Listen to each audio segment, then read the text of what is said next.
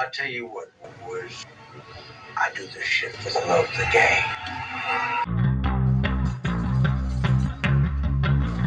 If you find yourself quick-tempered with no sense of humor at all, and also too, your skin is turned into a nice beef jerky appearance, and your nose is falling off, your reflexes have tripled, you have super strength and super healing, more than likely, guess what?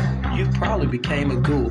These are the traits that embodies Cooper Howard, a once famous Hollywood spaghetti western actor who got transformed into a ghoul after years of exposure to radiation when the war first started in the Fallout universe. The video game and television show Fallout is based on an alternate America that is trying to pull itself together from years of global cataclysm on a horrifying atomic level. Even though Cooper managed to get his family to safety, he didn't have the fortune of getting into a bomb shelter or a vault, and after years of exposure to different types of toxins and radiation, his body slowly mutated into the sinister creature known as the Ghoul.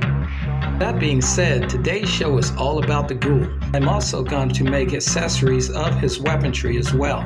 So get your Ghoul on and prepare yourself, because we're going to have a good time and this show is going to be off the chain. So come on, let's get your Ghoul on. Let's go.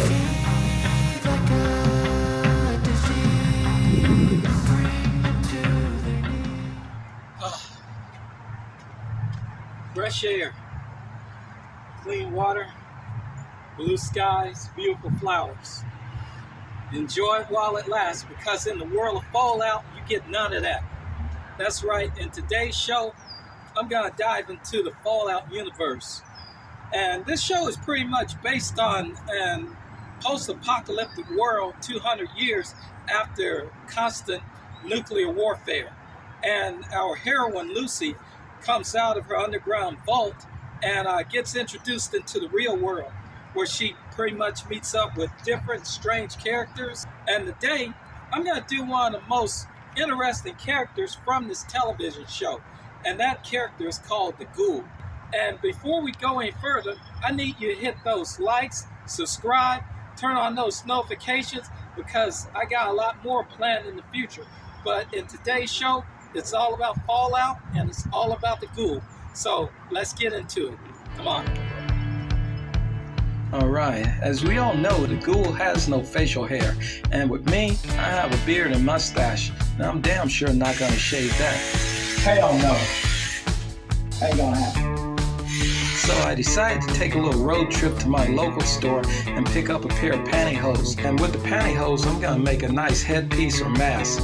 I really don't know what I'm gonna do just at the moment, but you know what? While I'm shopping, I'll figure it out as we go. Alright, here we go, we made it. Now I just arrived at my local favorite Walmart and I'm gonna park right next to the fertilizer, because that's how I roll.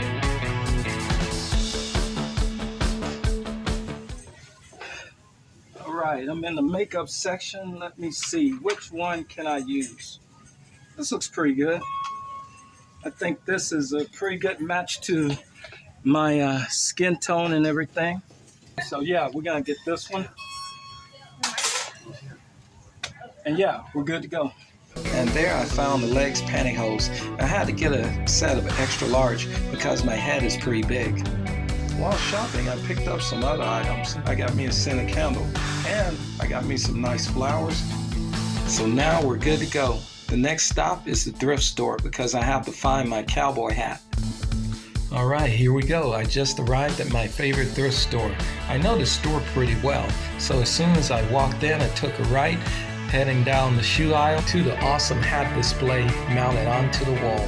They had a large selection to choose from. I even looked at a few beanies, but unfortunately, there was nothing that really was striking my attention. Unfortunately, I wasn't feeling any of them. I almost started to leave, then suddenly, I found the perfect hat. This hat stood out beyond the rest, and it was exactly what I was looking for. I felt totally pumped up, and of course I had to try it on. I looked at myself in the mirror, and me wearing the hat looked totally awesome. It gave me the Hootie and the Blowfish look. I got Pete and the Blowfish. Here we go. You and me have been hearing this song for over 30 years, and we still don't know the words. If you're Gen X, this is your theme song, beside the one from Friends. We always hum it at a traffic light, but we always sing this one part. I only want to be with you. Roamed around the store a little bit longer to see what else I can run into. I actually picked up an awesome looking belt that I could use for a bullet belt, and then also too, it looked like something from an old television show. All in all, it was a good win. Of course, before I can do anything with these items, I have to give them a good wash. I would like to make sure that everything is nice and clean before I start working on my projects. While our items are drying, let's move on to making the mask. I open up the container of legs pantyhose, and I had my scissors on standby waiting to start cutting. I realized that the pantyhose came 4 in a box, and that's great because I'm probably going to screw up at least 2 or 3 of these things. After cutting the leg portions off with the scissors, I immediately took it off my head, turned it inside out, and I secured the open ends with a piece of tape. Actually, I used 2 or 3 pieces. Then I turned it right side out again and fitted it back over my head, and it fit perfectly. Now I'm ready to move on with this project. Hey, what are you looking at? I'm going to get a marker pen and circle around my eyes, nose, and mouth area. Alright, now that the structure of our stocking is ready, we're going to put the holes in it for our mouth, nose, and eyes. Now this part is pretty simple, but it's extremely important, and you must be very careful. When you take the stocking off your head, it's going to shrink down back to its normal size. And so, with that being said, you have to cut the holes really, really small. And after you've cut the holes, you're going to place the stocking back onto your head, and you're going to use your hands and fingers and just resize them to the right proportion of your mouth and also to your eyes. But just be very careful not to poke yourself in the eyes. Alright, looking good. Now we're ready to get on to making the most important part, and that's getting this thing ghouled out. So come on, let's go.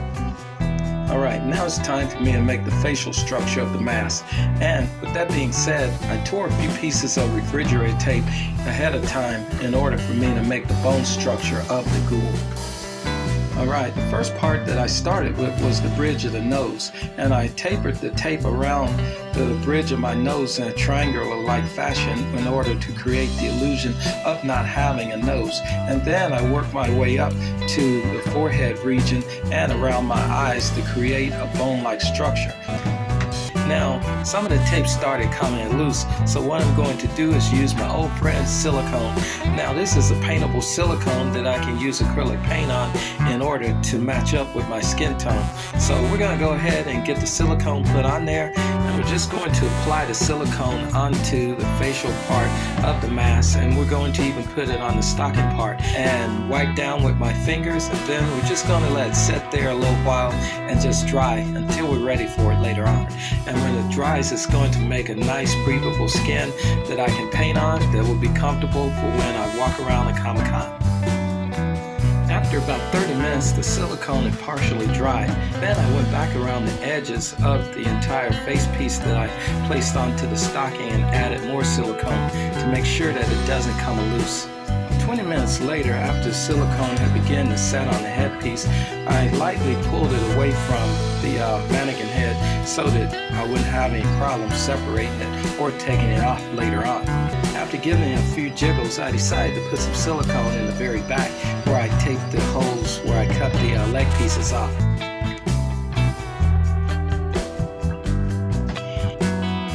Off camera, I tried on the mask that fit pretty good, but I wanted to enhance the eyebrow area and increase the peak of the nose as well. So I decided to get a paper towel and put a little silicone on it and use that to thicken up the eyebrow area and also too to give the nose more of an illusion of not being there.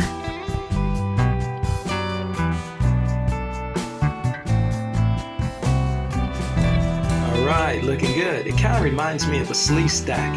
No, not those sleeve stacks. The 1970s Saturday morning sleeve stacks. Yeah, there you go. Oh shit, you know what? I need to cosplay that. Alright, so far so good. Now it's time to move on to the inside portion of the mask piece. And with that being said, I'm going to put a thin layer of silicone on the inside and then cover it with just a little bit of paper towel so my skin can breathe, and also it will feel a whole lot more comfortable.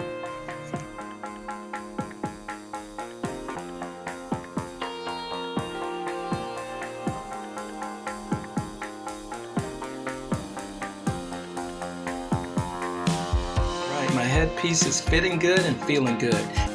Alright, the next morning the Ghoul mask was completely dry. I was totally happy with it. But one thing that I noticed, that the Ghoul has kind of a peak or a point at the end of his nose, or what used to be his nose. So with that being said, I decided to add that onto my headpiece as well. And what I did was simply tear off a piece of paper bag and slather it with white silicone, and then after that I applied it to the mask piece.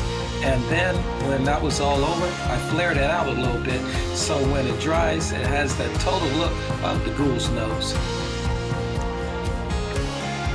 Alright, now it's time to mix the paint for the skin tone. And what I'm going to use is the makeup that I bought earlier from Walmart as a reference for color. And what I simply did was use orange as a base coat, and then I'm going to add in a little yellow, a little bit of red, then a little bit of white and black, and just mix it together. Your proportions can vary. It just depends on how much of one color you need to another color. In other words, mixing paint is just touch and go, trial and error. You just pretty much got to work with it until you get the right color. Alright, there we go. Looks close enough to me. Now that I got the paint matched up and started while wearing it, I can finish the whole thing up on the headpiece. And with that being said, I decided to put it back onto the headpiece and paint the entire thing, including around the neck area as well. But first I'm going to wrap it up in this plastic bag in order for it to stay fresh later on for when I put it onto the mask. Alright, now I'm going to put some of this paint away for later. Alright, after a few hours of sitting outside, I bought the headpiece in, and it looked pretty good. Now I can move on to making some cool Ghoul tools. Hey, that rhymes. You know what? Let's keep it going. Let's make some cool Ghoul tools that rule. There you go. I like that. Alright, before getting started on the accessories, I decided to take a little break. And while on break, I decided to make some Nuka-Cola bottle caps because this is the currency or money in the Fallout world. Alright, the first thing that we're going to do are the Ghoul's firearms. And with that being said, I got the water guns that I got from the Dollar Tree, took them outside and I spray painted them black.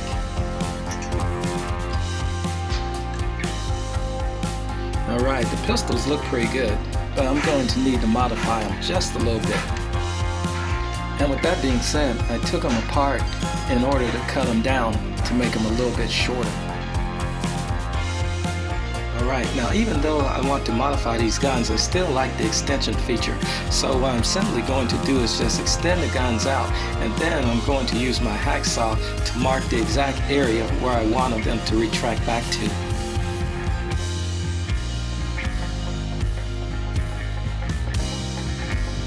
Alright, now it's time for some hacksawing. Normally, I would do this outside, but it's been raining cats and dogs lately, so I'm going to have to improvise. With that being said, I'm going to plug up the sink, and I'm going to saw the pistol barrels directly over the sink. But don't worry, since it's plastic, it should only take about 4, maybe 5 seconds to cut all the way through. Alright, looking good. Now we're going to move on to cutting the extra pieces into extra equal pieces. Off camera, I sawed the front of the barrels to the exact size that I wanted, and I set aside the extra pieces to be used later. After making a few adjustments, I simply glued the pieces back together with some silicone, and everything was working fine.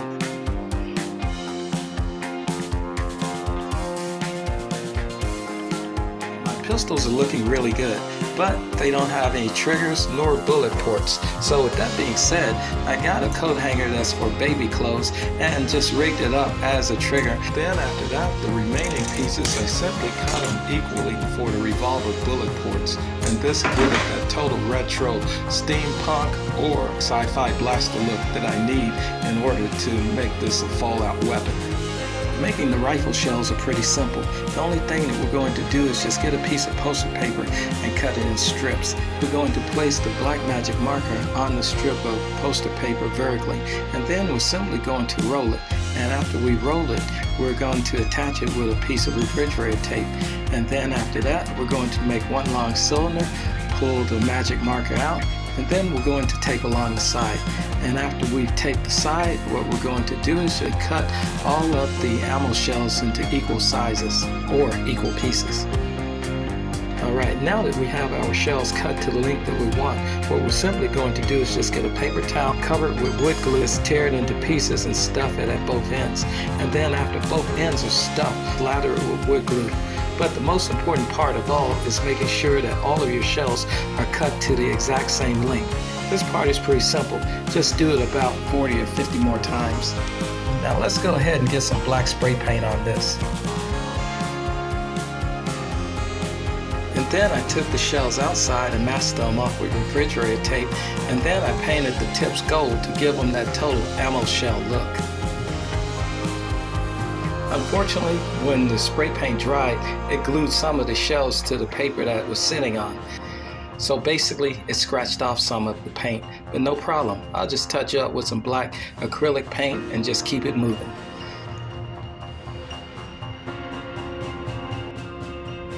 Right, now we're going to move on to our bullet belt, fully loaded with our buckshot rounds, or as the guy in my local ammo shop calls them, pepper rounds or pellet rounds. This part is pretty simple. The only thing that we're going to do is get the belt that I bought from the thrift store and place it onto a piece of poster paper, and then we're going to wrap it and fold it in the exact thickness and height, and then we're going to remove the belt and continue to fold until we get halfway in the middle of the poster paper. After this is done, we're simply going to cut the poster paper in half, and then we're going to get the wrap portion and place the belt back onto it again. And after we've done this, we have to cut the belt in half to make sure that it's long enough to place over our chest. And now that we've cut the belt in half, what we're simply going to do is just tape it to the inside portion of the poster board that we just cut. And then we're going to fold it onto the belt. And after we fold the poster paper onto the belt, we're simply going to cover the whole thing in refrigerator tape.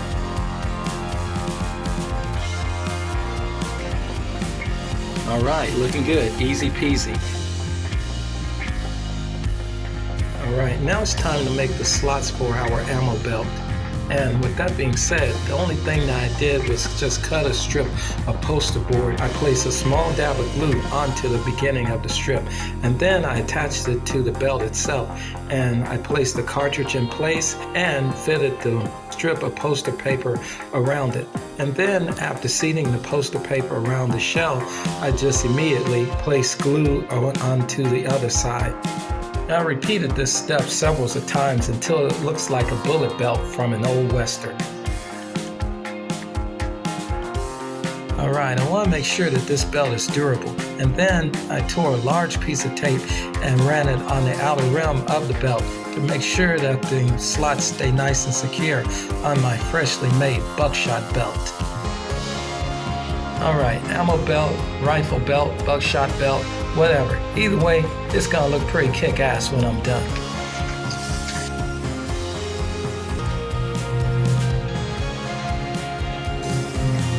Alright, looking good.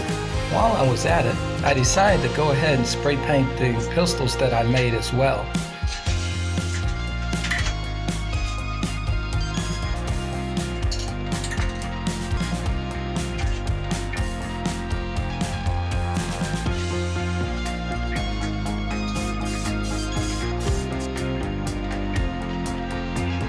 Alright, looking good.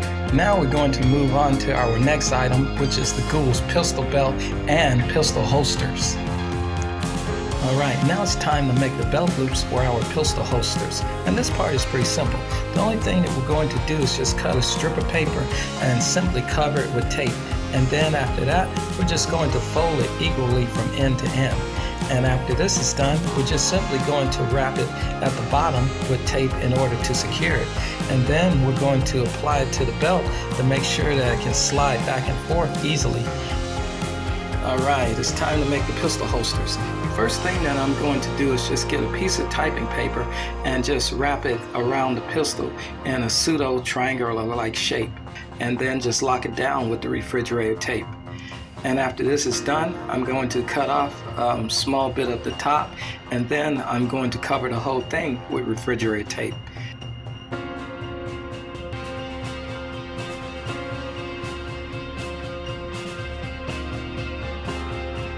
And after this is done, I'm going to open it up. Now I'm going to just pretty much put a little bit of tape around the top border of it. There we go, easy peasy. Now we're ready to move on to getting it painted. But first we have to put the handles on it. Then we're going to get it painted. Alright, now let's just keep this video going. There we go. Alright, it's looking good. Now let's go ahead and get some black spray paint on this. I took my freshly made pistol holsters outside and blasted them with some black spray paint.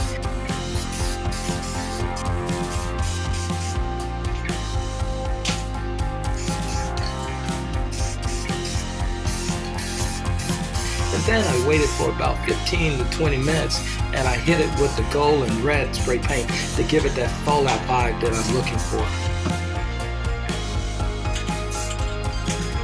Alright, while looking for the gold and red paint, I found a half a can of the transitioning clear gloss that I used back in the day for the Skyrim helmet. So I decided to give it a shot also. And after adding a thin coat of red and a thin coat of gold, I put the transitioning clear on it, and wow, I gotta say, I'm really feeling it. Transitioning to burgundy, to gold, back to burgundy again. After feeling impressed of how good the holsters turned out with the red and gold paint, I decided to blast the bullet belt and the pistols themselves with the red and gold. But this time, I decided to add a touch of silver paint also.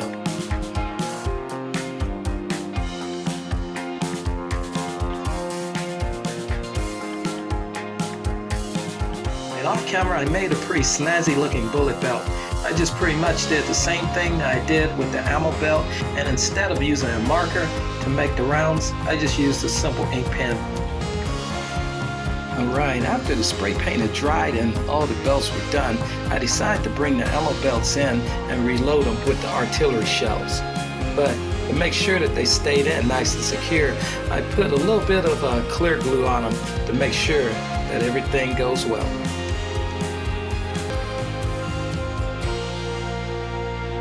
Alright, I think that our Ghoul character has an awesome looking weapons arsenal.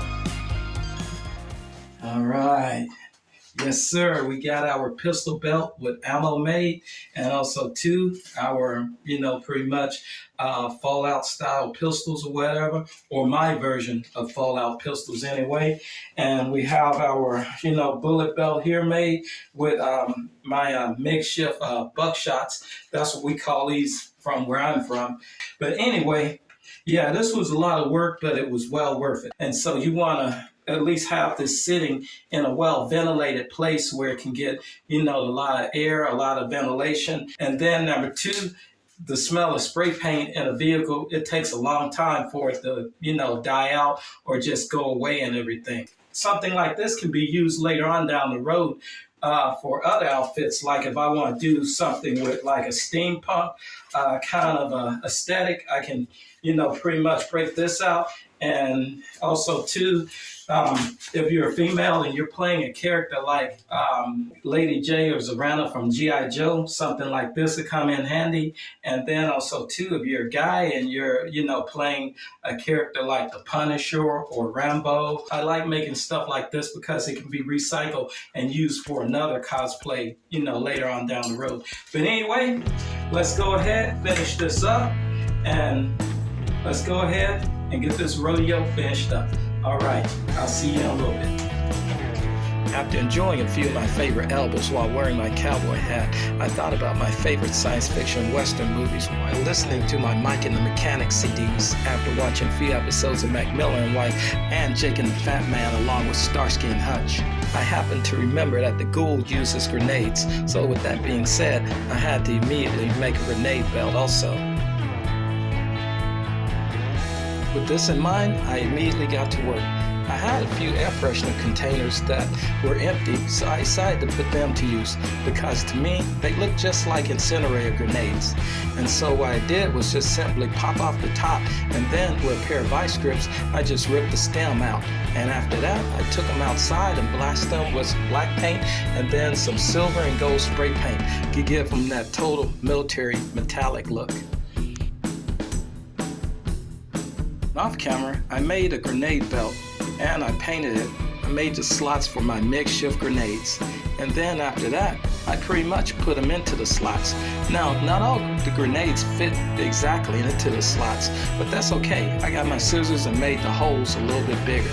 And after I got all of them in, I just pretty much turned it inside out, got some refrigerator tape, and taped them in place. I set my items outside to let it breathe, air out, and chill out. Oh yeah. After about 2 or 3 days, I bought in my items because they had no smell of spray paint at all. So now I'm ready to get ghouled up. It's time for me to put on my makeup. I got my crafting paint and I added a touch of crafting glue to it. And then, while applying the paint to my face, I tore off tiny pieces of paper towels and put around my mouth area so that it would blend in with the rest of the mask. Tomato plants. At a good price too.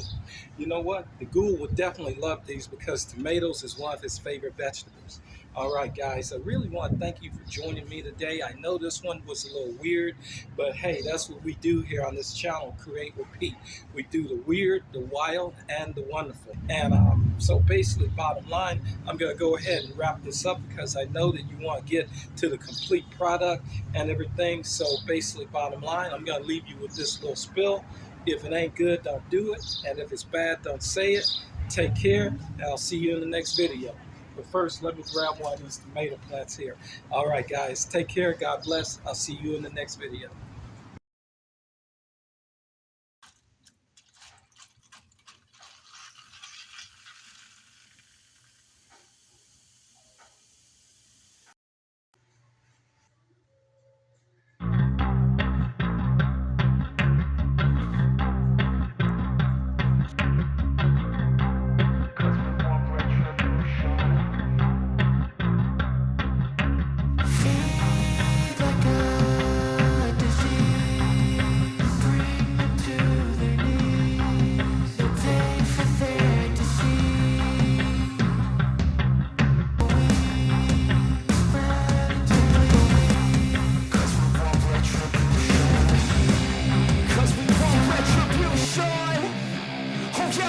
Retribution, hatred. Retribution, separation. Feet in the streets, it's a new sensation. I wanna break faces on the pavement. I want to place it. Adrenaline awakened, I can taste it. We can make it. Grabbing this jacket. Like a disease, bring them to their knees.